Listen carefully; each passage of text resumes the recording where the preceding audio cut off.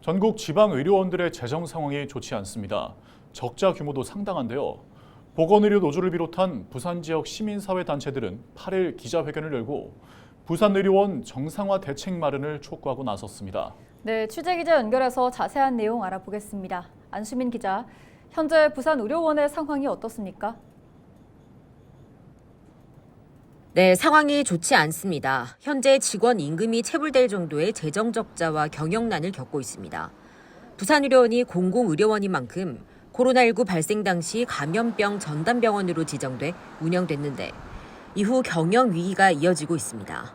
코로나19 전담병원 지정 전인 2019년과 그 이후의 수익을 비교해보면 2020년에는 268억 원, 2021년에는 200억 상당이 줄었고요.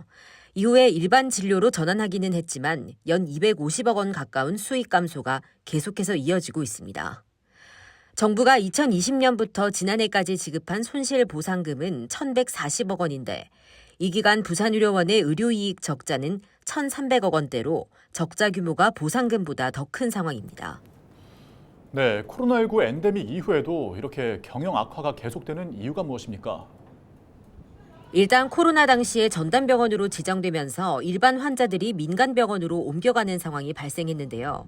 현재까지도 줄어든 환자가 회복되지 않으면서 적자 구조가 이어지고 있습니다. 지난 2019년 부산의료원의 병상 가동률은 82%가량이었는데 지난해에는 38%대, 올해 초에는 34%대가량으로 떨어지는 등 전국 의료원 중 최하위 수준입니다. 여기에 의료 인력 이탈도 영향을 주고 있는데 지난해부터 올해 상반기까지 10명 이상의 의료진이 사직했습니다.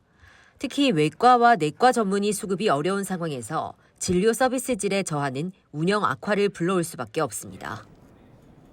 네, 그럼 현재 병원 운영이나 대응은 어떻게 이루어지고 있습니까?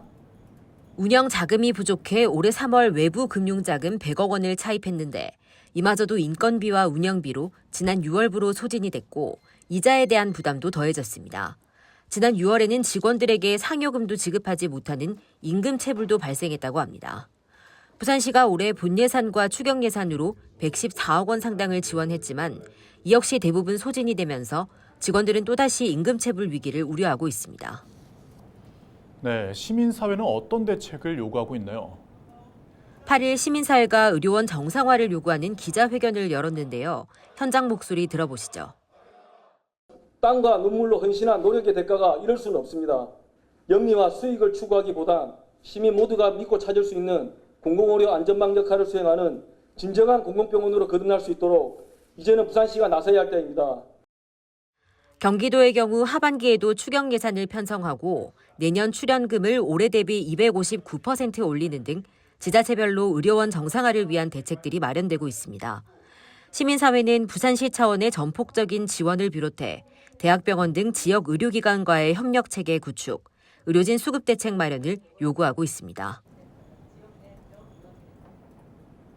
네, 잘 들었습니다. 지금까지 보도국 안수민 기자였습니다.